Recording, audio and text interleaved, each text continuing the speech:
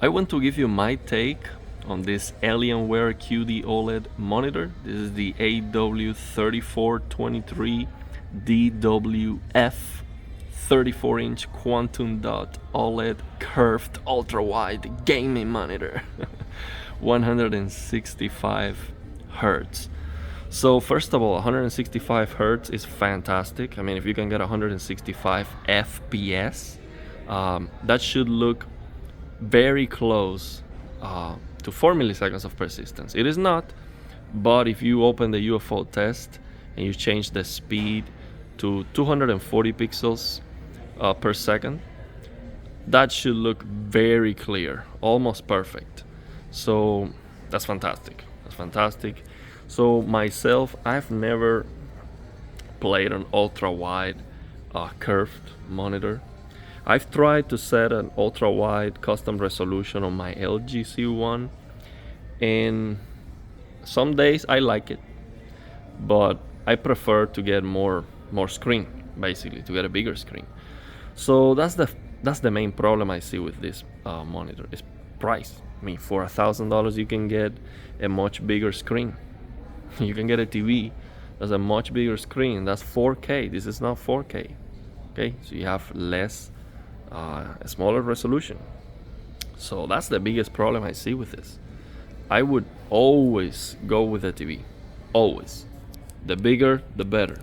I don't know why would someone want to have a smaller screen if all you care is about picture quality. The bigger the better, no question about that. Some people say, oh, it's too big for my setup or for my desk or whatever, and I can understand that, but yeah, get a different desk.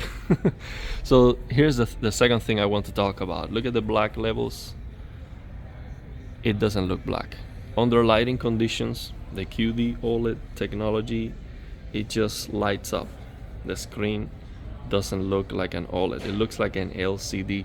And this monitor also has a matte finish, and based on monitors unbox, hardware unbox, Tim, he said that this screen coating is not necessarily one of the best.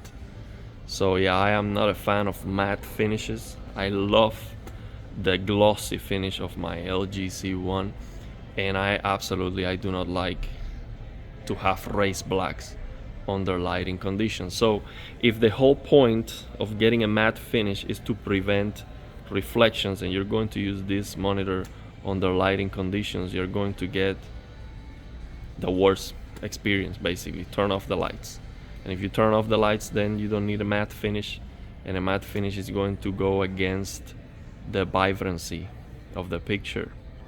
So it is always better, in my opinion, it's always better a glossy finish, always. But it is what it is. It's a great display, fantastic display. I'm not gonna say this is not a good option, but I would definitely go with the TV, definitely. But yeah, and if we look at this PC, just watch a Gamer's Nexus video. He basically just destroyed this pre-built from Alienware. I mean, it's just terrible, absolutely terrible, and they are very expensive. We can see the price here and see how much it is right now. $1,700, and it has an i7. We don't know which i7 it is. A 3070 1 terabyte SSD. What do you think about that? So yeah, this demo material they are displaying here is not a good showcase. This is not HDR. It's just an SDR video, so I cannot really see those highlights. This monitor, I think it can do up to 1,000 nits on very small, tiny windows for the highlights. But yeah, I cannot see that here. This is just an SDR video. I wish they would try to showcase what this monitor can actually do instead of this crappy material. But if I tell you, based on what I see, I do not see brightness popping at all. The full screen brightness is very low right now. With this demo material they are using, or the settings that the monitor has, it's not bright at all. It's not bright. When I see full white on the screen, like here for example, that's not hurting my eyes whatsoever. And I'm very sensitive to that. I use dark mode on Windows, high contrast theme with no blue lights. So yeah, I'm very sensitive to that, and this is not hurting my eyes in any way. So yeah, I cannot really tell you a lot about the screen other than under lighting conditions it doesn't look good. I just don't like it under lighting conditions, and yeah, nothing else I can say because the demo material is just terrible.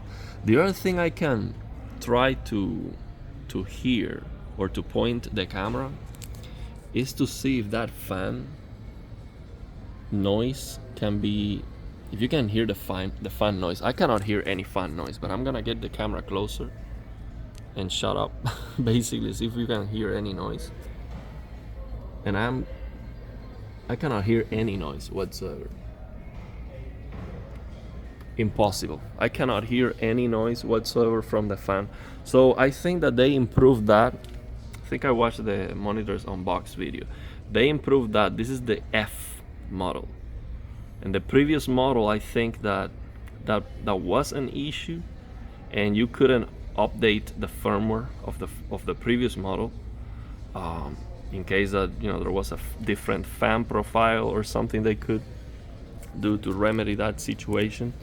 But yeah, I cannot hear any fan noise on this monitor, and I am all about cooling. I want, if you ask me, I want a gigantic display. I do not like thin displays. Give me more performance. Give me a gigantic display. I do not care if it consumes 1000 watts. I don't care if it weighs 200 pounds. I couldn't care less. Give me more performance. Put an active cooling. I am all about that. But you definitely have to, if you're going to put active cooling, the fan profile needs to be stable enough so you don't notice the differences. Okay? So if it's going to be on, keep it on. Okay? So I can forget about that noise.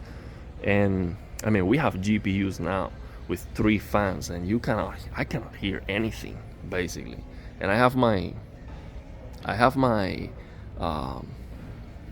my chassis open, and I cannot hear any noise from the fans of the GPU. I can hear more the noises of the hard drive. I still have all hard drives, and I can hear the noise of those drives, but I cannot hear the GPU noise. So they should be able to do the same for these monitors. And yeah, I definitely want active cooler. And yeah, the build quality is plastic stuff, so yeah, it doesn't look like it is fantastic build quality. It's a little bit shaky. See, it doesn't look very, very, very premium. And again, the problem is the price. I think that if they price this monitor at $600, it will be fantastic. But you can get a the C2 has been as low as $800. So I mean, this cannot compete. If you can get a 42-inch C2 for $800, I mean, that's a no-brainer. A no-brainer against this monitor. I got my C1 for $1,000, and yeah, I much rather pay $1,000 for my C1 than $1,100, and that was a year ago. So yeah, let me know your thoughts and opinions, and if you have any questions.